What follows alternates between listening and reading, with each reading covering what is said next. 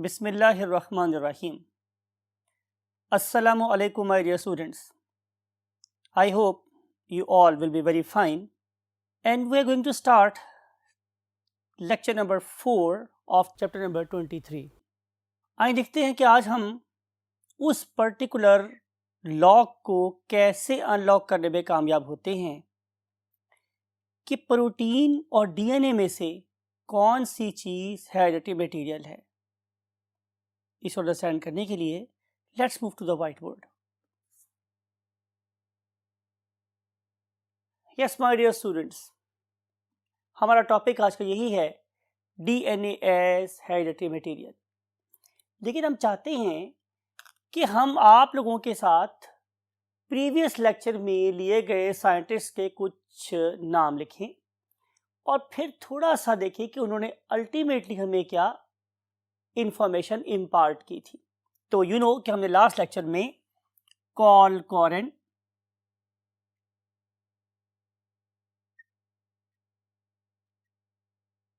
then we have discussed about W.S. Sutton, and finally we discussed the work of Thomas Hunt Morgan, that we usually write it as T.H. Morgan. इन तीन लोगों ने जिस particular scientist के work को क्या किया था, revive किया था और उसको फाउंडेशन बना के, बेस बना के उन्होंने क्रोमोसोमल थ्योरी ऑफ इनहेरिटेंस को लिखा था या स्टडी किया था, that was none other than John Gregor Mendel, right. और उस पर्टिकुलर जॉन ग्रेगर मेंडल के वर्क को करने के बाद उन्होंने क्या देखा कि जिस चीज़ को वो बेसिकली ट्रेट कह रहा था, एक खसूसियत बोल रहा था, एक फीचर बोल रहा था, उसका इनहेरिटेंस का पैटर्न बिल्कुल वैसा ही था कि जैसा क्रोमोसोम्स शो करते थे, और क्रोमोसोम्स जैसा पैटर्न शो करते थे वैसा ही पैटर्न उन पे पाई जाने वाली जीन्स शो करती थी। यानी कि जहाँ क्रोमोसोम डबल थे वहाँ जीन भी डबल सेट में प्रेजेंट थी, वहाँ पे ट्रेट भी डबल सेट में प्रेजेंट थी, और जहाँ पे जीन सिंगल प्रेजेंट थे वहाँ पे क्रोमोसोम भी सिंगुलर फॉर्म में ही प्रेजेंट थे। इन सब साइंटिस्ट ने, I'm talking about starting from John Gregor Mendel, then Carl Correns, then W.S. Sutton, then T.H. Morgan, इन सब लोगों ने हमें एक ही कंक्लूजन बताई, और वो कंक्लूजन क्या थी कि chromosome is basically the hereditary material, right. आपको बात समझ आ रही है। सवाल ये था कि जब हम लोगों ने क्रोमोसोम को क्या किया, डिवाइड किया इनटू इट्स कंपोनेंट्स, तो मुझे पता चला कि क्रोमोसोम दो चीज़ों के मिलने से बना हुआ है।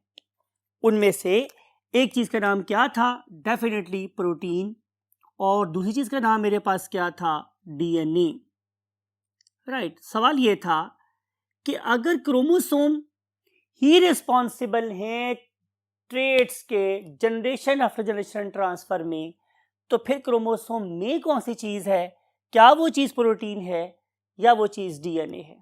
आज का हमारा लॉक यही है, यानी कि we want to unlock the fact whether DNA is hereditary material और प्रोटीन इज हेरिडिटरी मटेरियल।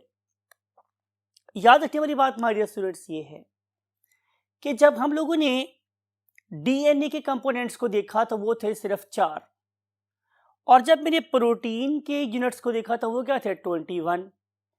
तो जितनी डाइवर्सिटी मुझे ट्रेड्स में नज़र आ रही थी, बीइंग साइंटिस्ट मैं ये बात सोचने पे मजबूर था क्या कि इस पर्टिकुलर प्रोटीन के पास चूँकि नंबर ऑफ यूनिट्स ज़्यादा हैं, तो शायद ज़्यादा ट्रेड्स बनाने के लिए, ज़्यादा वेरिएशन प्रोड्यूस करने के लिए protein should be hereditary material.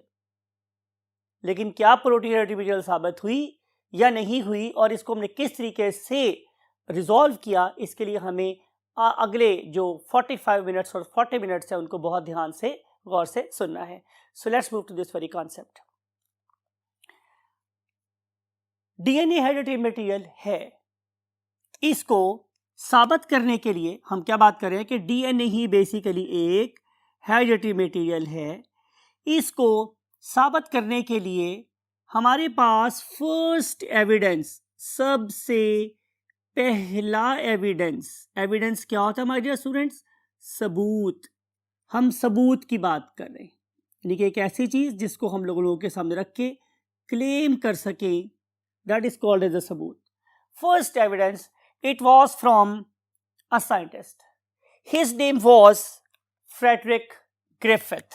Spell याद करवाते हैं आपको, FREDERICK,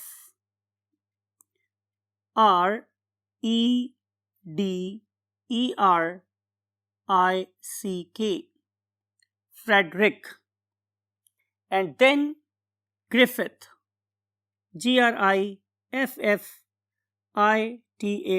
Griffith, Frederick Griffith। इसमें सबसे पहले ये सबूत दिया, ये एविडेंस दिया कि प्रोटीन हेरिडिटरी मटेरियल नहीं है बल्कि डीएनए हेरिडिटरी मटेरियल हो सकता है। आखिर उसने ये वाला काम कैसे किया? इस पर्पस के लिए उसने बैक्टीरिया यूज किए। क्या यूज किया हमारे students? Bacteria. You know bacteria are very famous pathogens, ये डिजीज कॉज करते हैं, तो उससे बैक्टीरिया यूज किए जिन्हें हम लोग कोकस बैक्टीरिया बोलते हैं। दे यूजुअली कॉज निमोनिया, तो उन्हें हम लोग न्यूमोकोकस का नाम भी देते हैं, right? You know very well, आप पढ़ लिख गए हैं, आप लोगों ने पार्ट 1 में बैक्टीरिया को बहुत डिटेल से पढ़ा था और आपको पता है कि जो कोकस बैक्टीरिया हैं they basically have a ball like structure. उसने ऑब्जर्व किया कि ये जो कोकस बैक्टीरिया हैं वो 2 डिफरेंट फॉर्म में एग्जिस्ट करते हैं। आए हम इन बैक्टीरिया की 2 डिफरेंट टाइप्स को लिखते हैं। पहली टाइप का जो बैक्टीरिया था मेरे पास, that is called as S type bacteria. सवाल ये था कि फ्रेडरिक ग्रिफिथ ने इन बैक्टीरिया को एस टाइप क्यों कहा? तो आंसर ये हमारे स्टूडेंट्स कि आप लोग इस पर्टिकुलर पेट्री प्लेट को देखें तो आपको इस पेट्री प्लेट में ग्रो होते हुए नजर आ रहे हैं कोकस बैक्टीरिया। कौन सी type? S type. Look at its texture. आप इसे टेक्सचर को देखें तो नजर आ रहा है कि ये बहुत चमकदार से हैं, शाइनी से हैं और इसके एजेस कैसे हैं? बहुत स्मूथ। ये वाले बैक्टीरिया बेसिकली स्मूथ क्यों हैं? बिकॉज कि इनके ऊपर एक पॉलीसैकेराइड का कोट प्रेजेंट है। क्या प्रेजेंट है? एक पॉलीसैकेराइड कोट प्रेजेंट है जो इसे बड़ी स्मूथ और शाइनी अपीयरेंस दे रहा है। लेकिन अगर आप इसके दूसरे स्ट्रेन को देखें, दूसरी टाइप को देखें, आप देखेंगे कि इसकी दूसरी टाइप कहलाती है आर टाइप। अब अगेन मेरा फर्ज है मैं आपको ये नॉलेज दूं कि हम इसे आर टाइप क्यों कहते हैं। तो उसके लिए आप लोग इस पेट्री डिश को देखें। जब आप इस पेट्री डिश को देखते हैं तो नजर आता है कि इसमें कॉलोनी की शेप वैसे ही है, लेकिन अब कॉलोनी चमक नहीं रही। जब कॉलोनी चमक नहीं रही तो इसका मतलब ये है कि इस पर्टिकुलर कॉलोनी के अंदर पाए जाने वाले बैक्टीरिया के ऊपर वो शाइनी सा पॉलीसैकेराइड का कोट एब्सेंट है, राइट माय डियर स्टूडेंट्स? तो in this case this polysaccharide coat is absent.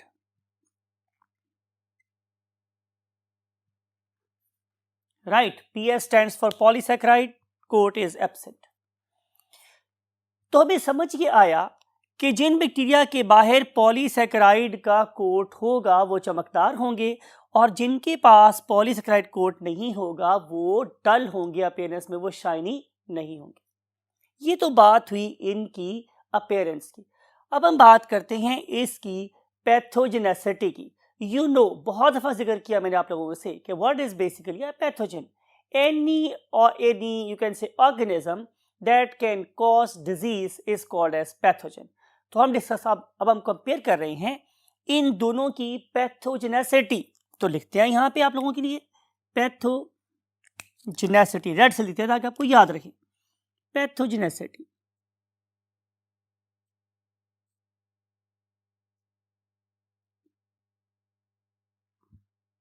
तो माय डियर स्टूडेंट्स, जिस पर्टिकुलर टाइप के गिर्द मैं ये रेड दाया लगा दूंगा, that is basically what, very very strong pathogen. तो लुक एट दिस, ये वाला bacteria, this one is highly pathogenic, right? So S type is very very strong pathogen, और उसने उस strong pathogen को नाम दिया virulent, right? लेकिन अगर मैं बात करूं इसकी R टाइप की, तो ये जो मेरे पास R टाइप बैक्टीरिया थे, दे वर नॉन विरुलेंट, ये डिजीज कॉज नहीं करते थे, डू नॉट कॉज डेथ और डिजीज। चलिए डेथ स्टेट लिख देते हैं, राइट माय डियर स्टूडेंट्स। उन्होंने इन दोनों बैक्टीरिया को एक और तरीके से भी नॉमिनेट किया, क्या कि ये जो मेरे पास एस टाइप बैक्टीरिया हैं वो एनवायरनमेंट में ज़्यादा थे, तो उन्होंने इसको नाम दिया कि they are basically normal. So virulent type of bacteria are normal, लेकिन इन लोगों ने अपनी पैथोजेनेसिटी क्यों लूज की? Due to a mutation. तो लिहाजा हम इस आर टाइप बैक्टीरिया को एक और नाम भी देते हैं, और वो नाम क्या है? Mutant strain, mutant strain. चलें आपको यूं समझाते हैं। लॉयन की फितरत है कि वो अटैक करेगा, राइट? चीता की फितरत है कि वो अपने प्रेडेटर पे अटैक करेगा, इंसान पे खासतौर पर बहुत आसानी से अटैक कर सकता है। लेकिन अगर मैं उसे कैप्टिविटी में रखूं, उसे अपने घर में कैद करके रखूं, तो जाहिर है वो इंसानों पे अटैक नहीं करेगा। आप समझ लो कि वो उसकी म्यूटेंट टाइप है। यही वाली बात यहाँ पर है कि जो डिजीज कॉजिंग ऑर्गेनिज्म है वो वाइल्ड है, वो नॉर्मल है, लेकिन जब मैं उसमें कोई म्यूटेशन कर देता हूँ, उसको टेम कर देता हूँ, उसको चेंज कर देता हूँ, तो फिर वो नॉन विरुलेंट हो जाता है। सवाल ये है कि उन्होंने इन टू टाइप्स ऑफ बैक्टीरिया को किस एनिमल पे एक्सपेरिमेंट किया? तो लिखते हैं एक्सपेरिमेंटल एनिमल। सो जो एक्सपेरिमेंटल एनिमल था my dear students, experimental animal, it was none other than mice. उसने चूहों पे एक्सपेरिमेंट किया था। एक्सपेरिमेंट कैसे किया गया, उस पर्पस के लिए आप इस एनिमेशन को देखें। Look at this. सबसे पहले उन्होंने एस टाइप बैक्टीरिया लिए, उनको कल्चर किया। कल्चर करने के बाद उन बैक्टीरिया को सिरिंज में भर के माइस को इंजेक्ट कर दिया। You know my dear students, क्या होना था और क्या हुआ? जाहिर है ये विरुलेंट टाइप है, ये बहुत ज़्यादा खतरनाक है, तो जाहिर है ये माइस को क्या करेगा? इल सिम्टम डेवलप करेगा और इवेंचुअली उसे मार देगा, और ऐसा हुआ भी। तो एस टाइप बैक्टीरिया ने माइस को किल कर दिया, राइट? याद रखना है आपने कि एस टाइप बैक्टीरिया विरुलेंट है और वो माइस को किल कर देते हैं। बातें माइंड में रखेंगे तो ज़्यादा अच्छी पिक्चर आपके माइंड में डेवलप होगी। फिर उन्हें क्या किया माय डियर स्टूडेंट्स, कि उन्होंने अब आर टाइप बैक्टीरिया का कल्चर लिया, उसे सिरिंज में भरा और उससे भी माइस को लगा दिया। रिजल्ट क्या हुआ? ये नॉन विरुलेंट था, यानी कि ये म्यूटेंट था, यानी कि ये फ्रेंडली था। इसने माइस को कुछ भी नहीं कहा और माइस बहुत ज़्यादा कर रही हेल्दी रही। साबित हो गया कि जो एस टाइप बैक्टीरिया हैं वो बड़े खतरनाक हैं, और जो आर टाइप बैक्टीरिया हैं वो अब खतरनाक नहीं रहे। उन्होंने किया क्या माय डियर स्टूडेंट्स? उन्होंने एक्सपेरिमेंट नंबर 3 में उन्होंने एस टाइप बैक्टीरिया लिए जो जानलेवा थे, उन्होंने उसको हीट किल कर दिया। You no meaning of heat kill, कि हमने उनसे कल्चर को गर्म कर दिया। Now it is third group of mice. वो थर्ड ग्रुप ऑफ माइस को हीट किल्ड एस बैक्टीरिया लगा रहे हैं। जाहिर है अब उनकी पैथोजेनेसिटी खत्म हो जानी चाहिए, बिकॉज वो तो मरे हुए हैं। और ऐसा हुआ भी कि ये जो मेरे पास एक heat killed S type bacteria था, उन्होंने विरुलेंस कॉज नहीं की और उस पर्टिकुलर माइस की डेथ नहीं हुई। फिर दोबारा रिपीट करते हैं आपको समझाने के लिए। अगर एस टाइप जिंदा हैं तो माइस किल होगा, और अगर आर टाइप जिंदा हैं तो माइस किल नहीं होगा। लेकिन अगर मैं एस टाइप बैक्टीरिया को किल करके माइस को लगाऊं तो माइस की डेथ नहीं होगी। तो ये मेरे पास क्या हो गए, 3 ग्रुप्स हो गए। उन्होंने एक्सपेरिमेंटल बेसिस के ऊपर एक और तजर्बा करके देखा, दैट वाज वेरी इंटरेस्टिंग, और इस इंटरेस्टिंग एक्सपेरिमेंट से एक इंटरेस्टिंग रिजल्ट जनरेट हुआ। उन्होंने किया क्या कि उन्होंने एक मिक्सचर बनाया, उसमें उन्होंने हीट किल्ड एस बैक्टीरिया को आर टाइप लिविंग बैक्टीरिया से मिलाया। राइट, आपको पता है कि आर टाइप बैक्टीरिया डेथ के कॉज नहीं थे, और एस टाइप हीट किल्ड भी डेथ की कॉज नहीं थे। जब इस मिक्सचर को माइस को लगाया जाए तो इनफैक्ट माइस की डेथ नहीं होनी चाहिए, बिकॉज इंडिविजुअल फॉर्म में दोनों ने माइस को किल नहीं किया था। लेकिन अजीब सी बात हुई, जब मैंने इन दोनों बैक्टीरिया को माइस में लगाया तो इस पर्टिकुलर माइस के अंदर बड़े डेंजरस सिम्टम डेवलप हुए और इस माइस की डेथ हो गई। सवाल ये था, ऐसा क्यों हुआ? इस पर्पस के लिए उन्होंने अपनी रिसर्च को कंटिन्यू किया और इस माइस के ब्लड को निकाल के स्लाइड में देखा, तो उन्हें नजर आया कि इसके अंदर तो प्रॉपरली एस टाइप बैक्टीरिया जो हैं वो पैदा हो गई हैं और वो रिप्रोड्यूस कर रहे हैं प्रॉपरली। तो इनकी जो डेथ है वो ना तो एस बैक्टीरिया से हुई है जो हीट किल्ड है, और ना ही आर टाइप से हुई है जो कि जाहिर है लिविंग है, बल्कि तो यहाँ पे एक नई टाइप ऑफ बैक्टीरिया के पैदा होने से हुई है जो बेसिकली इन दोनों के मिक्सचर से बने हैं। Somehow, point to be noted my dear students, के समहाउ ये वाले R type bacteria S type bacteria में कन्वर्ट हो गए थे। आज आप पढ़े लिखे बच्चे हैं, आप बहुत से फिल्में भी देखते हैं जिसमें हम लोग ट्रांसफॉर्मिंग जो कैसे टॉयज से मूवीज बना रहे होते हैं। आपने ट्रांसफॉर्मर 1, 2, 3 देखी भी होगी मूवी। तो चेंज हो जाना, ट्रांसफॉर्म का चेंज हो जाना, तो इस तरीके से हमने देखा कि कैसे एक R type bacterium S type bacterium में कन्वर्ट हो गया था। इस आर टाइप बैक्टीरिया को एस टाइप बैक्टीरिया में ट्रांसफॉर्म किसने करवाया, ये बहाल एक पहेली थी। लेकिन ये बहाल बात साबित हुई कि खालिस कोट का होना जरूरी नहीं है, कि अगर सिर्फ कोट वहां पे प्रेजेंट होता तो फिर S killed heat killed S bacteria से उनकी डेथ हो जाती। तो अब सवाल ये था कि कोट किसने बनवाया, राइट, किस चीज ने वो वाली पॉलीसेकेराइड्स बनवाई कि जो डेथ की कॉज बनती हैं। इस गुत्थी को सुलझाने के लिए डिफरेंट और साइंटिस्ट मैदान में कूदे और उन्होंने अपने अपने तौर पे इस पर्टिकुलर क्वेश्चन का आंसर ढूंढा। देखते हैं कैसे। For this purpose let's move to the next part of the board. Yes, my dear students, there were 3 scientists, name मैंने पैसे लिख के रखे हुए हैं ताकि कोई एरर ना हो। One of them was Oswald McCarthy, other one was Colin MacLeod, and last one was Macklin McCarthy. इन तीनों के इमेजेस आपके सामने, जाहिर है इन पर्टिकुलर साइंटिस्ट को ऑनर देने के लिए, सैल्यूट देने के लिए।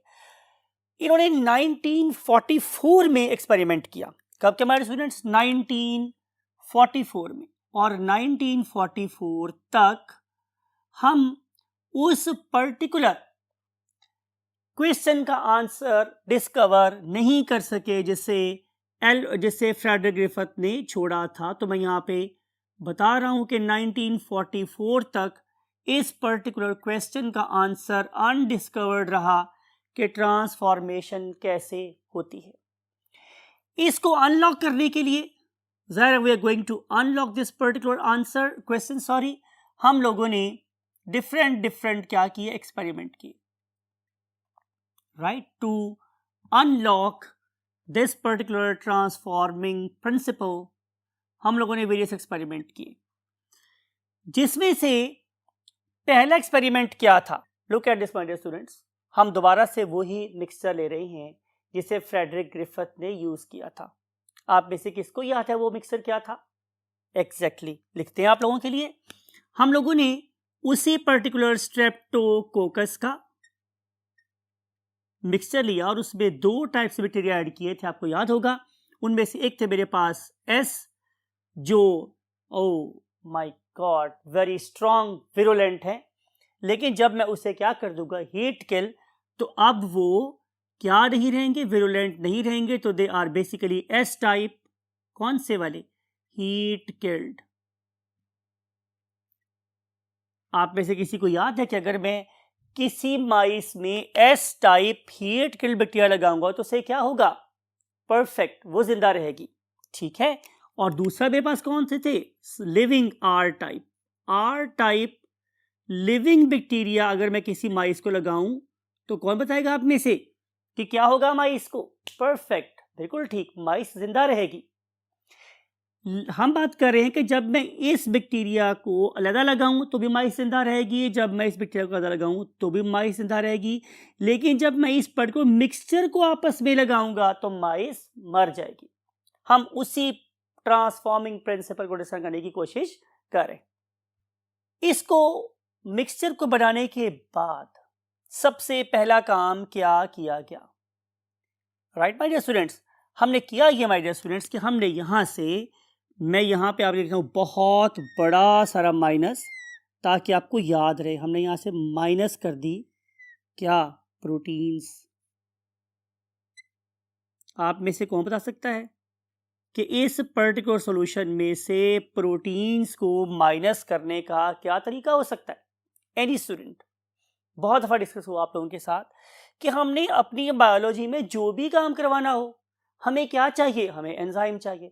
तो अगर मैं किसी जगह से प्रोटीन्स को रिमूव करना चाहता हूं तो मुझे एक एंजाइम का सहारा लेना पड़ेगा, और वह एंजाइम क्या है, नन अदर देन प्रोटीएज।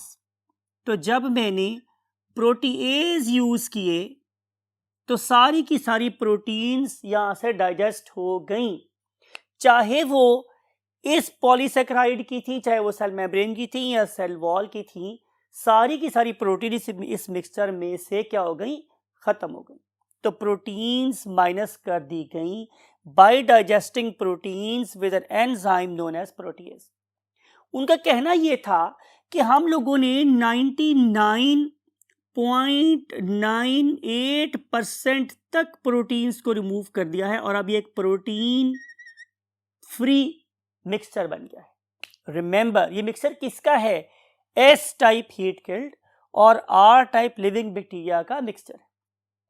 उसके बाद उन्होंने क्या किया, इस पर्टिकुलर मिक्सचर को दोबारा से माइस को लगाया। क्या होना चाहिए था, शायद अगर प्रोटीन रेडी मटेरियल होती तो प्रोटीन्स रिमूव होने के बाद अब ट्रांसफॉर्मेशन नहीं होनी चाहिए थी, लेकिन 99.98% प्रोटीएज रिमूव करने के बावजूद जब उन्होंने इस मिक्सचर को इस पर्टिकुलर माइस को लगाया तो हमें ट्रांसफॉर्मेशन होती हुई नजर आई। सो ट्रांसफॉर्मेशन वाज यस। तो साबित हो गया अब तक कि कम से कम प्रोटीन्स का ट्रांसफॉर्मेशन में कोई रोल नहीं है। इस पर्टिकुलर चीज को इस चीज में बदल देने वाली चीज कम से कम प्रोटीन्स नहीं हो सकती। आपको याद होगा हमने लेक्चर नंबर 2 में यह बात की थी कि जो हमारा डीएनए है उसके साथ एसोसिएटेड होते हैं बहुत ज्यादा मिकदार में क्या, आरएनए, राइट। तो शायद आरएनए ये वाला काम कर रहे हो, तो क्यों ना ऐसा किया जाए कि इस पर्टिकुलर बचे हुए मटेरियल को आरएनए से भी ट्रीट कर लिया जाए। देखते हैं उसके बाद क्या होता है। हमने अगले वाले केस में हम लोगों ने इस पर्टिकुलर प्रेपरेशन में को ट्रीट कर लिया आरएनए के साथ, ठीक है। बहुत सी बुक इसे ऐसे भी लिखती हैं, आरएनए। यूनो आरएनए क्या करेंगे, आरएनए जाके उस पर्टिकुलर मटेरियल में प्रेजेंट आरएनए को भी खत्म कर देंगे। देखें, मैंने प्रोटीन्स भी निकाल दी और अब मैंने आरएनए भी निकाल दिए। तो जब मैंने आरएनए भी निकाल दिए तो अब क्या बचा, अब बच गया प्योर डीएनए। सवाल यह है कि आरएनए ट्रीटमेंट के बाद जो मेरे पास बाकी चीज बची डीएनए वाली, अब मैंने उसको लगाया माइस को, माइस बेचारी फिर मर गई। माइस बेचारी फिर मर गई, यानी कि उसकी डेथ हो गई। इससे साबित हुआ कि अब तक की एक्सपेरिमेंट का हासिल क्या है कि भाई ना तो प्रोटीन ट्रांसफॉर्मेशन की रिस्पॉन्सिबल है और ना ही आरएनए ट्रांसफॉर्मेशन का रिस्पॉन्सिबल है। तो फिर बाकी मेरे पास बचता क्या है हमारे डियर स्टूडेंट्स? तो बाकी मेरे पास बच जाता है डीएनए। क्या बचता है हमारे डियर स्टूडेंट्स? डीएनए। तो अब साबित ये हो रहा है कि perhaps DNA is the AHM। AHM stands for hereditary material. लेकिन हम अपनी बात खुद ही गलत साबित करने की कोशिश करते रहते हैं जब तक कि हमारे पास रियलिटी रिवील नहीं हो जाए। मुमकिन है डीएनए भी ना हो, कोई और चीज हो। तो हमने क्या किया, हमने अपने इस टेस्ट को वेरीफाई करने के लिए एक और टेस्ट इस पे लगाया, एक और कसौटी पे इसे परखा। वो क्या था हमारे डियर स्टूडेंट्स कि जो मिक्सर बचा था, जिसके अंदर से मैंने प्रोटीन भी निकाल दी थी, जिसके अंदर से मैंने आरएनए भी निकाल दिए थे, अब वहां पे बच गया था सिर्फ डीएनए। उसको मैंने ट्रीट किया डीएनएज के साथ। उसको मैंने ट्रीट किया के साथ, डीएनएज के साथ। और फिर जब मैंने ये वाला मिक्सचर, डीएनए फ्री मिक्सचर बात कर रहा हूं, डीएनए फ्री मिक्सचर को जब मैंने एक माइस को लगाया तो बेचारी माइस की जान छूट गई। माइस रिमेन लिविंग, वो जिंदा ही रही।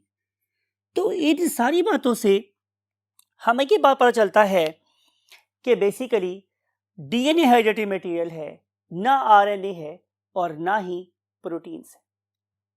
Now my dear students, we want to see another experiment, perhaps with the most simplest organisms on the face of earth, and that very organism is virus।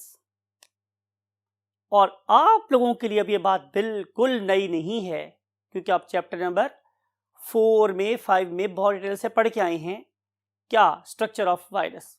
It consist of only 2 things, one of them was protein coat, other one was DNA और RNA. इस particular simplest organism ने भी हमें यही बताया कि hereditary material DNA है, protein coat नहीं है। कैसे? Let's move to the last part of the board. Yes my dear students, बात हो रही थी वायरस के साथ किए गए एक्सपेरिमेंट्स की। तो वायरसेस के साथ जिस पेयर ऑफ साइंटिस्ट ने काम किया उसमें से एक का नाम था Alfred Hershey and other one was Martha Chase. हम काफी तक कन्विंस हो गए थे कि ना तो प्रोटीन हेरिडिटरी मटेरियल हैं और ना ही आरएनए, बल्कि डीएनए हेरिडिटरी मटेरियल है। इसकी हमें एडिशनल एविडेंस किसने दिया? आइए हम लिखते हैं कि हमें एडिशनल एविडेंस दिया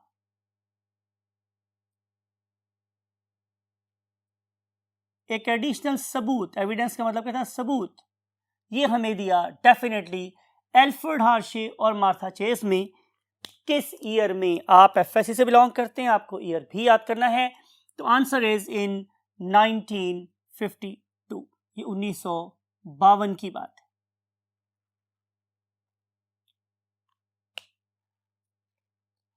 राइट, 1952 में क्या एक्सपेरिमेंट किया एल्फ्रेड हर्शे और मार्था चेस ने? आप में से कौन मुझे बताएगा कि हमारी प्रोटीन में कौन सी ऐसी चीज है कि जिससे मैं रेडियो एक्टिव एलिमेंट के तौर पर यूज कर सकता हूं? वेरी राइट, आप में से एक मुझे आंसर आया है, बिल्कुल सही आंसर दिया गया है, that is a sulphur. Right, अब अगर मैं किसी सल्फर की बात करूं तो sulphur is basically an integral part of protein. sulfur is integral part of protein।